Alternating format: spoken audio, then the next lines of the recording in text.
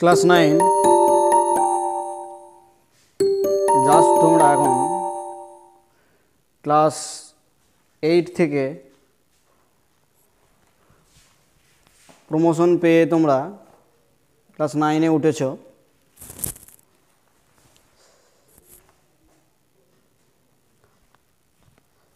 তা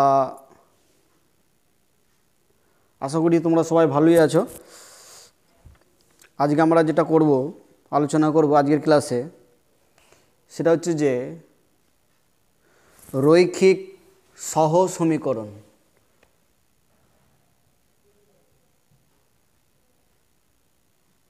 রৈখিক সহ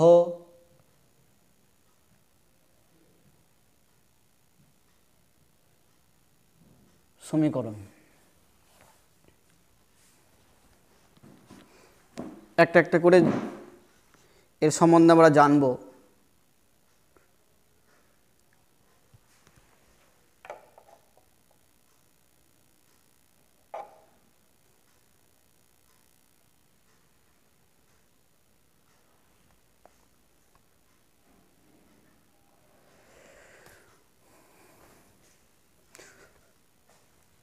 সমীকরণ কি জিনিস, সমীকরণ সম্বন্ধে সমীকরণে নিয়ে তোমরা ইন্ট্রোডিউস হয়েছো ক্লাস 7 থেকে।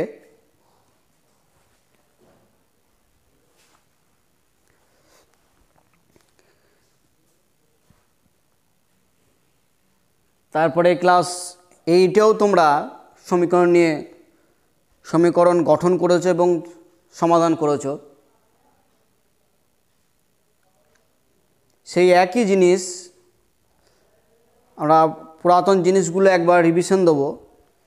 একদম ইনিশিয়ালে চলে যাব আমরা প্রাথমিক দিকে, যে সমীকরণ কখন বলেছি বা সমীকরণ জিনিসটা কি। অ্যাট ফার্স্ট যেটা আমরা শিখব সেটা হচ্ছে সমীকরণ।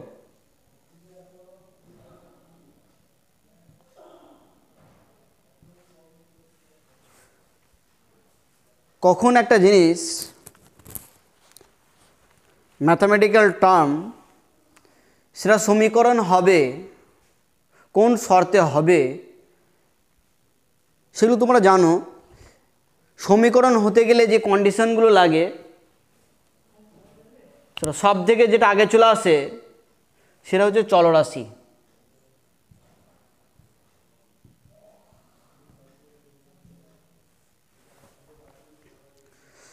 চলরাশি বা ভেরিয়েবল, চলরাশি বা ভেরিয়েবল।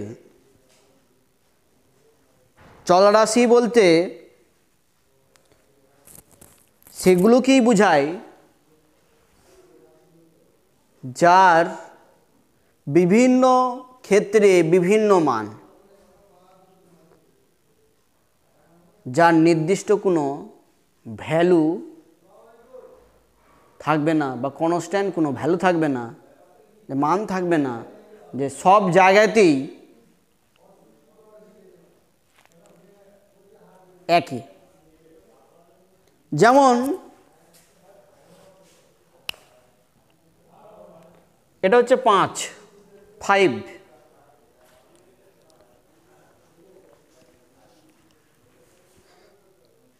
এটা আমরাও 5 বলে জানি। যদি আমেরিকায় যাই তারাও এটাকে 5 বলে জানবে। যদি এই জিনিসটা চাঁদে, মঙ্গল গ্রহে যেখানেই নিয়ে যায় না কেন, এটার যে মান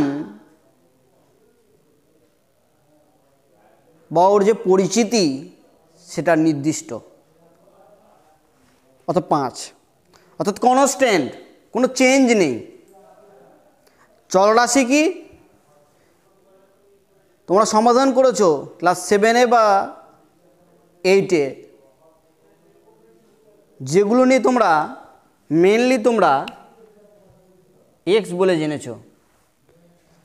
বিভিন্ন অঙ্কের ক্ষেত্রে এক্স এর ভ্যালু অর্থাৎ মান বিভিন্ন এসছে।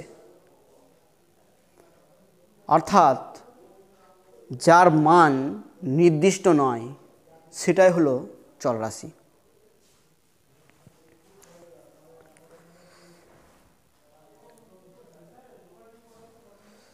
সাধারণত চলরাশি হিসেবে যেগুলো ইউজ করা হয় এক্স, ওয়াই, জেড, নর্মালি এগুলোও ইউজ করা হয়।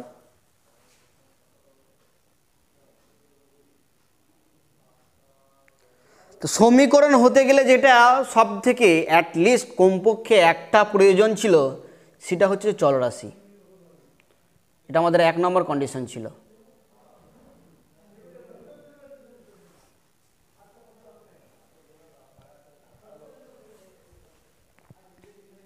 চলরাশি থাকতে হবে। 2 নম্বরে কি ছিল? 2 নম্বর কন্ডিশনে ছিল যে দুই দিকে সম্পর্ক থাকবে, চলরাশি সম্বন্ধীয় কতগুলো পদ থাকবে এবং তাদের মাঝখানে একটা সমান চিহ্ন থাকবে। মাঝে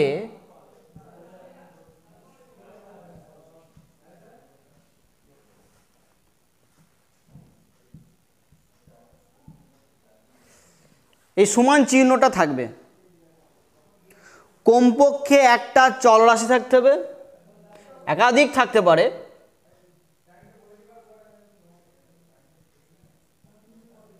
কমপক্ষে একটি চলরাশি থাকতে হবে। যদি কমপক্ষে একটি চলরাশি না থাকে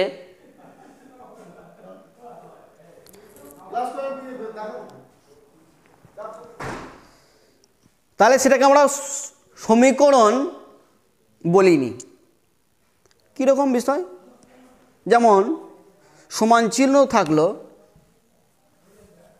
কিন্তু চলরাশি থাকলো না, তাহলে সেটা সমীকরণ হবে না।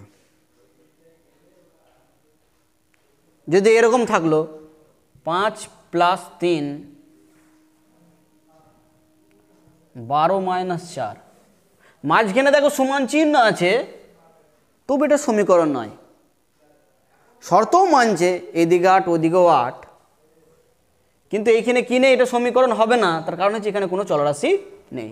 তাহলে সমীকরণ হতে গেলে অ্যাট ফার্স্ট দেখবো সেটা কমপক্ষে একটা চলরাশি আছে কিনা। একাধিক থাকতে পারে, একের বেশি থাকতে পারে, 2টো 3টে 4টে 5টা 6টা থাকতে পারে।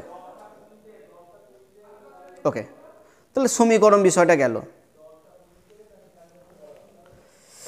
এবার যেটা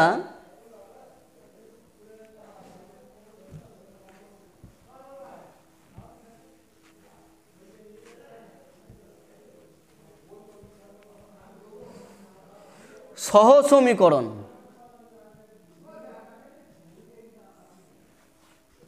সহ সমীকরণ বিষয়টা কি? সহ সমীকরণ হলো যে কোনো সমীকরণে চলরাশির সঙ্গে, আমি একটা এক্সাম্পল লিখছি, তোমরা 4x + 19 = 35। তাহলে এটা এক ফার্স্ট আমরা দেখি একে আমরা সমীকরণ বলবো কিনা। তাহলে সমীকরণ তখনই বলবো যে একটা অ্যাটলিস্ট একটা চলরাশি আছে কিনা। তাহলে একটা চলরাশি আছে এক্স, দুটো সাইডের মিডিলে, দুটো সম্পর্কে কতগুলো পদের মাঝখানে একটা সমান চিহ্ন থাকবে, সমান চিহ্ন রয়েছে, তাহলে এটা একটা সমীকরণ। সমীকরণ হতে গেলে যে ক্রাইটেরিয়া লাগে তার শর্ত মানছে, তাহলে এটা একটা সমীকরণ। সহ সমীকরণ বলতে সহগ বিষয়টা আসছে। সমীকরণের সহগ হচ্ছে যে, সমীকরণের সহগ বলতে বোঝায় চলরাশির সঙ্গে যুক্ত, অর্থাৎ চলরাশির সঙ্গে যে পদটা গুণ আকারে থাকবে, অর্থাৎ মাল্টিপল ফর্মে থাকবে, সেটাই আবার ইনভার্সের ডিভিশন ফর্ম। তা সেই পদটাকে বা মানটাকে আমরা বলবো ওই চলরাশির সহগ। যদি এই সমীকরণ, এটা একটা সমীকরণ, এখানে চলরাশিকে এক্স, এক্সের সঙ্গে যে পদটা গুণ হয়ে আছে সেটা হচ্ছে 4, তাহলে এক্স চলরাশির সহগ হলো 4 এই সমীকরণে। ওকে, এগুলো তোমরা করেছো, মান বার করতে পেরেছো, খুব ভালো জিনিস। এবার তোমাদের যেটা আছে, এই যে শব্দটা আমি লিখেছি রৈখিক, রৈখিক অ্যাড হবে। রৈখিক কেন? তোমরা যেগুলো করেছো সবই রৈখিক। তোমরা 7 থেকে 8 পর্যন্ত যে সমস্ত সমাধানগুলো করেছো বা সমীকরণ নিয়ে তোমরা নাড়াচড়া করেছো, সেগুলো সবই হচ্ছে রৈখিক। রৈখিক কেন নাম এরকম? রৈখিক মানে হচ্ছে সরল রেখা। রৈখিক মানে হচ্ছে যে একটা সরল রেখা হবে। কি বিষয়? যে মানগুলো বার করেছো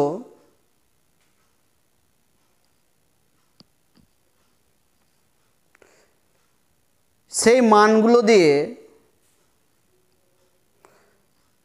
যদি গ্রাফ পেপারে যদি প্লট করা হয়, গ্রাফ পেপারে যদি আমরা সেটাকে বসাই, তাহলে সেগুলো পাবো আমরা।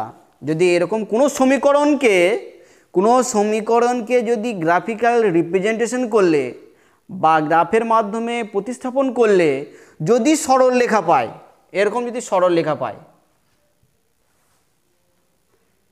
তাহলে সেই সমীকরণগুলোকে বলা হয় রৈখিক সহসমীকরণ। রৈখিক বলবো। তোমাদের যেগুলো এখানে করাবো সেগুলো রৈখিক। আর একটা বিষয় হচ্ছে যে তোমরা আগে করেছো একটা চলরাশি। এবার আমরা যেটা আলোচনা করব এবার বা 9-এ তোমাদের আছে, সেটা হচ্ছে যে দ্বিচলরাশি বিশিষ্ট।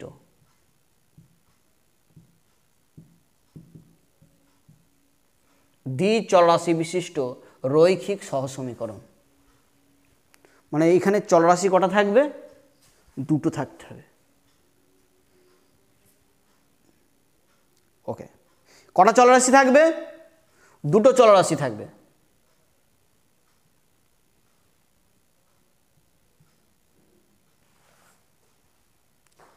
সাধারণ রূপটা হচ্ছে যে দ্বিচলরাশি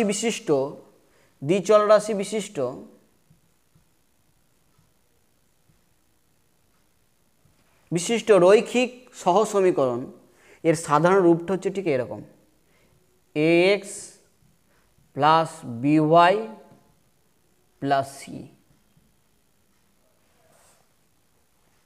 এই যে একটা সমীকরণ লিখেছি,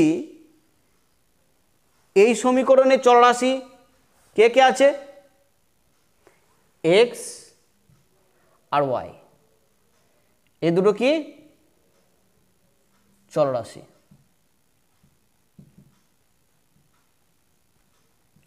কটা চলরাশি? একটা x আর একটা y, 2টো চলরাশি। তার জন্য নাম হচ্ছে দ্বিচলরাশি বিশিষ্ট। রৈখিক কেন? যদি এই রকমের ফিগারযুক্ত এরকম আকারের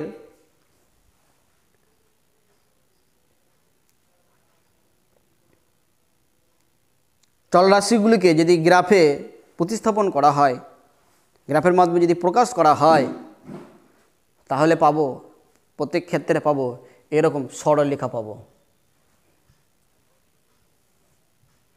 সরলরেখা পাবো, বক্ররেখা পাবো না। তার জন্য কি রৈখিক সহসমীকরণ বলা হয়। এই সমীকরণে x এর সহগকে a, y এর সহগকে b। এইখানে দেখো কোনো চলরাশি নেই, যুক্ত নেই। এই c কে বলা হয় ধ্রুবক পদ। ধ্রুবক পদ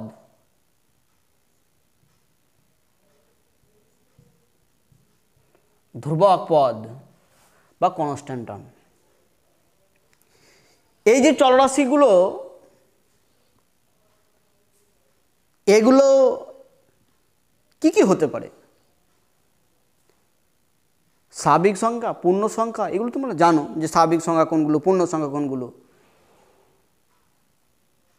বাস্তব সংখ্যা, অবাস্তব সংখ্যা, অবাস্তব সংখ্যা সম্বন্ধে তোমরা জানো না, জাস্ট একটা অবাস্তব সংখ্যা এরকম দেখতে হয়।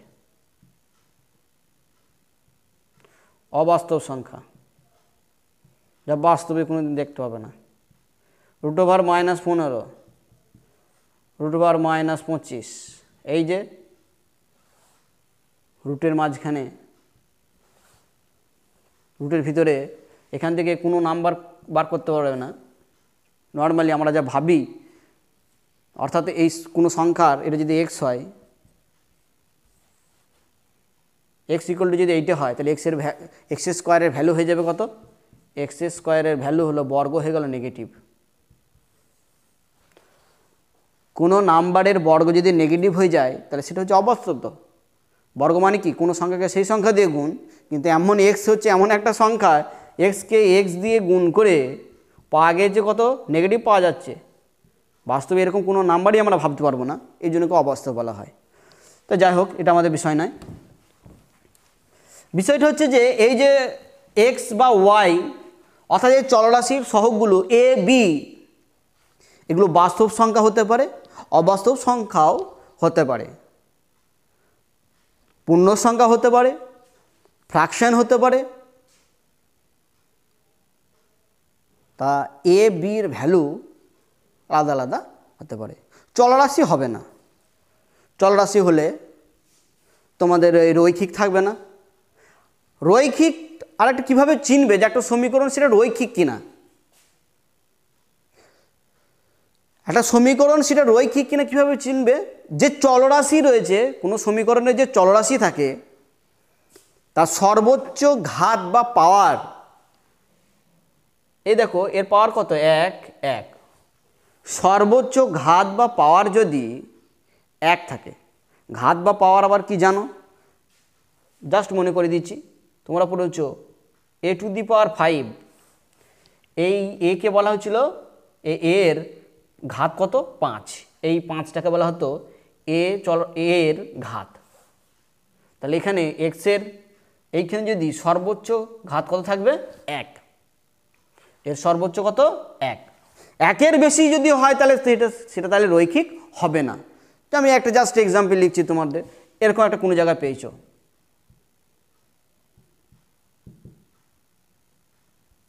এরকম পেয়েছো কোনো জায়গায়, এখানে চলরাশি কি এক্স আছে, কিন্তু এর সর্বোচ্চ ঘাত কত? 2। তাহলে এটা রৈখিক নয়, কিন্তু এটা রৈখিক হবে না। তা যাই হোক, রৈখিক হতে হবে সেই সমীকরণটাই। তা রৈখিক সমীকরণ সেটাই হবে যার চলরাশির সর্বোচ্চ ঘাত বা পাওয়ার হবে 1। ওকে, তাহলে এরকম দ্বিচলরাশি বিশিষ্ট রৈখিক সহসমীকরণের সাধারণ রূপ হচ্ছে এটা। তাহলে এটা কোন শর্তে এটা সমীকরণ থাকবে না, বা এটা কখন এটা সমীকরণ হবে? যদি a = 0, b = যদি 0 হয়ে যায়, তাহলে এটার সমীকরণ থাকবে না।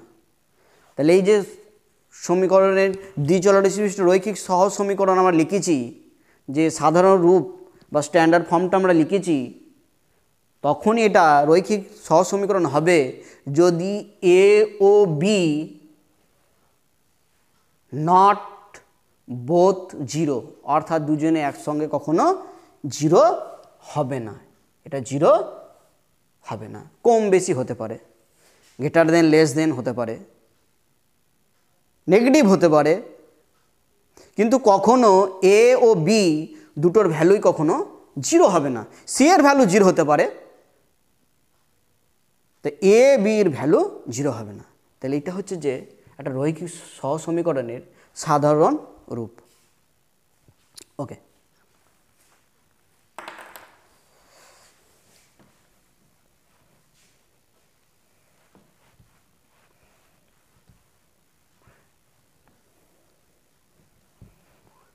এবার আমরা যেটা বলবো যে কখন আমরা দুটো চলরাশি বিশিষ্ট দ্বি-চলরাশি বিশিষ্ট সহসমীকরণ থেকে চলরাশির একটা নির্দিষ্ট বীজ বা মান বা তোমাদের ভাষায় সমাধান বার করতে পারবো। কখন? চলরাশি যতগুলো থাকবে তাহলে আমাকে সমাধানের তাদের সমাধান বা বীজ বার করতে দিলে, সলিউশন বার করতে দিলে মিনিমাম ততগুলোই সমীকরণ দিতে হবে। চলরাশি যদি দুটো থাকে তাহলে আমাকে দুটো সমীকরণ দিতে হবে। মিনিমাম কটা সমীকরণ দিতে হবে? দুটো, তবে আমরা সমাধান করতে পারবো। যার নির্দিষ্ট ভ্যালু বলবো, অনির্দিষ্ট ভ্যালু নয়। ওকে, সেই কখন দুটো সহসমীকরণ থেকে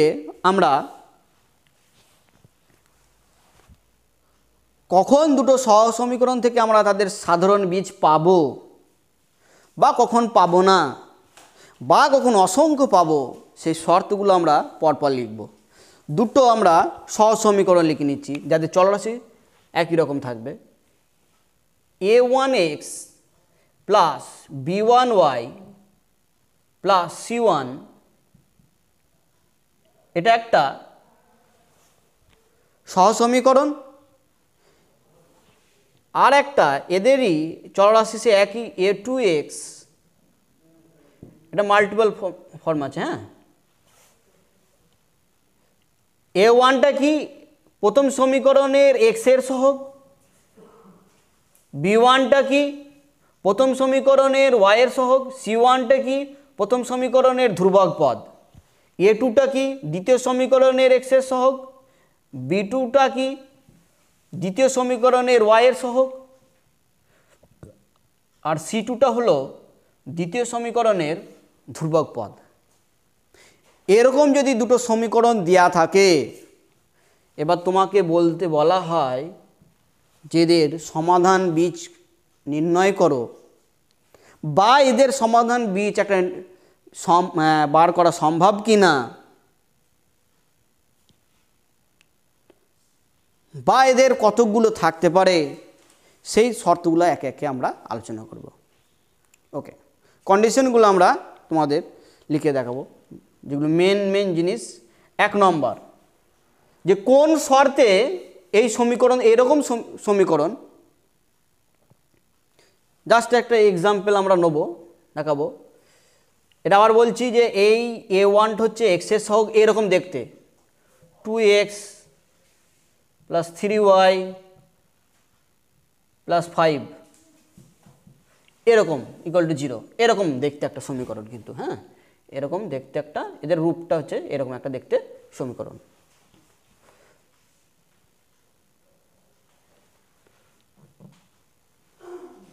ওকে, কোন শর্তে এই দুটো সমীকরণ থেকে আমরা নির্দিষ্ট সমাধান পাবো, বীজ পাবো, বা কখন,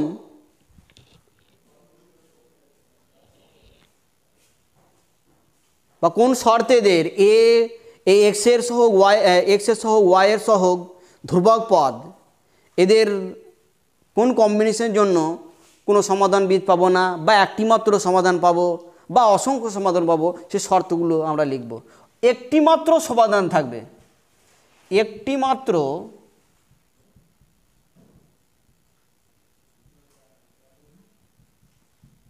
সমাধান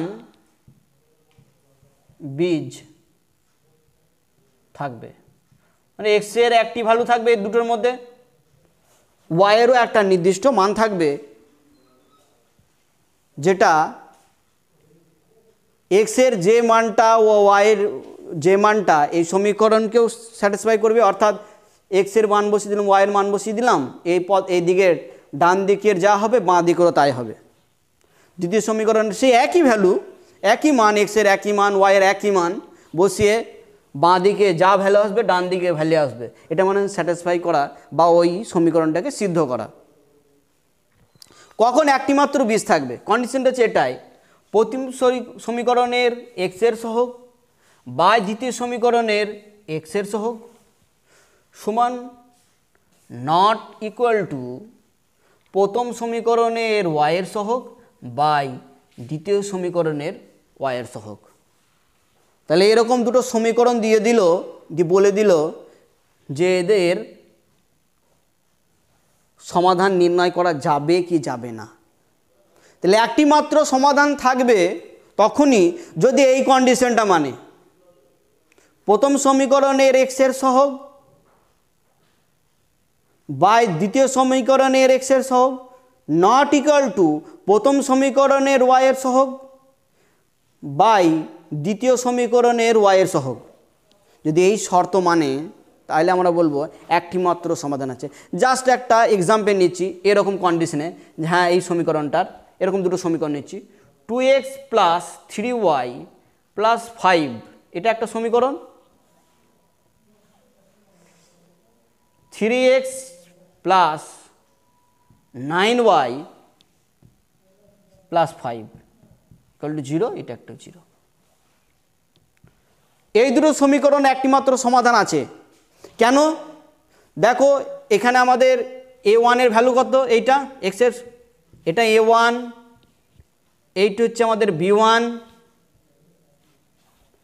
এইটা হচ্ছে আমাদের a2, এই ভ্যালুটা 9টা হচ্ছে আমাদের b2, আমাদের c2, এটা c1, এটা c2, c2টা একই আছে, কোনো প্রবলেম নেই।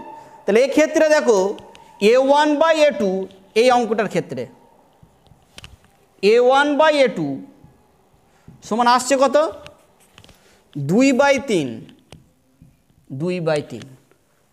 b1 বাই b2 বার করো, b1 বাই b2 কত আসছে 3/9, যদি কাটাকাটি করে দেয় 3, তাহলে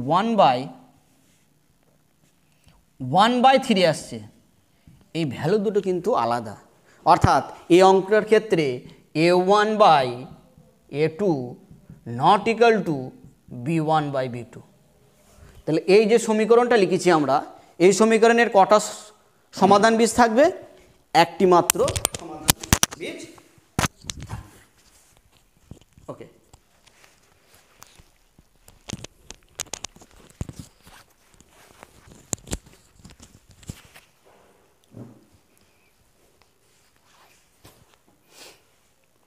মুছে দেবো এটা আমরা।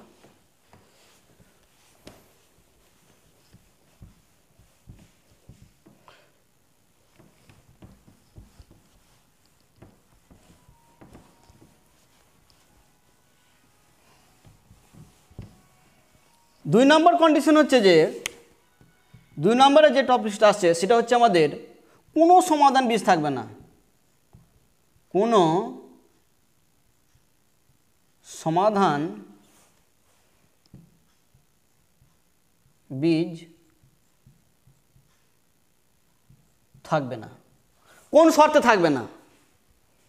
কখন দুটো সমীকরণ এরকম আকার আছে, সমীকরণ রয়েছে, তাদের সমাধান বীজ কখন থাকবে না? যদি এই কন্ডিশনটা মানে a1 by a2 equal to b1 by b2 not equal to c1 by c2, এই শর্ত যদি মানে সেক্ষেত্রে কোনো সমাধান থাকবে না, সেক্ষেত্রে কোনো সমাধান বীজ থাকবে না।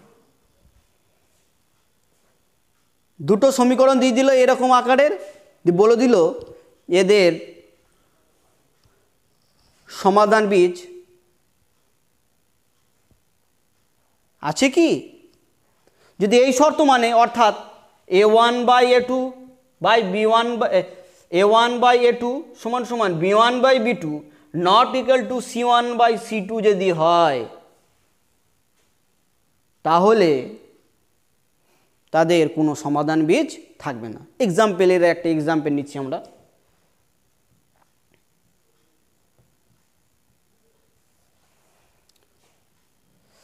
আমরা সমীকরণ নিচ্ছি 3x by 9y plus 15 equal to 0।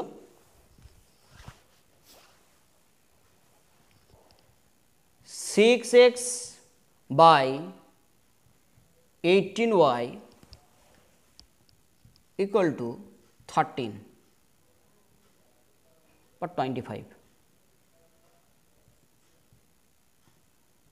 equal to 0।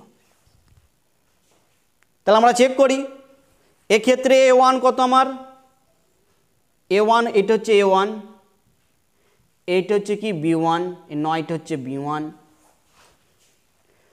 এইটা হচ্ছে যে 15টা হলো আমাদের c1, 6টা হলো a2, 18টা হলো b2, এইটা হলো আমাদের c2। তাহলে আমরা চেক করব, a1 বার করব, a1 বাই a2 বার করে দেখি, a1 বাই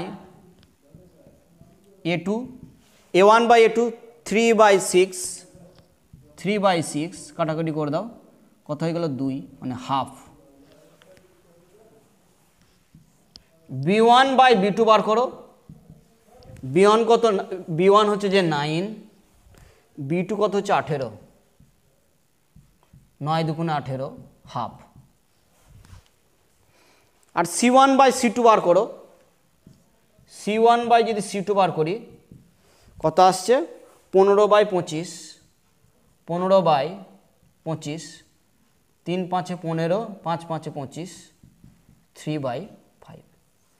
এইটার দেখো এখানে কি আসছে, a1 বাই a2 মানও হাফ, b1 বাই b2 মানও হাফ। তাহলে এই যে সমীকরণ দুটো লিখেছি, এই সমীকরণ দুটোর কোনো সমাধান বীজ থাকবে না, কোনো সমাধান বীজ থাকবে না।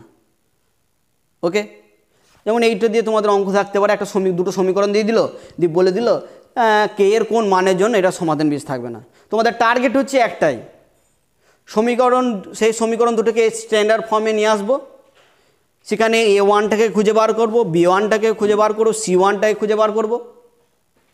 ওকে, অঙ্ক করার সময় আমার এই নট ইকুয়াল টুকে কাজে লাগানো দরকার নেই। তাহলে এই শর্ত বার করব, a1 বাই a2 বার করব, b1 বাই b2 বার করব, ওই যে ভ্যালু দুটো আসবে সেটা সমান করে দেবে, ওই সমান করে একটা সমীকরণ পাবে, সেখান থেকে ভ্যালু পেয়ে যাবে, আর এর ভ্যালু কে এর ভ্যালু পেয়ে যাবে। তাহলে তোমাদের কে এর কোন মানের জন্য যদি সমাধানযোগ্য নয় বা কোনো সমাধান থাকবে না, সেই শর্তটা পেয়ে যাবে। তাহলে কোনো দুটি সমীকরণ কখন সমাধান থাকবে না তার শর্ত হচ্ছে যে এটা। যখন আমরা গ্রাফ করাবো তখন এগুলো আমরা বলবো, আরও একটু আলোচনা করব কেন এটা কোনো সমাধান থাকবে না, আগে এটার ক্ষেত্রে কেন একটি মাত্র সমাধান থাকবে। 3 নম্বর কন্ডিশন যেটা আছে, অসংখ্য সমাধান থাকবে।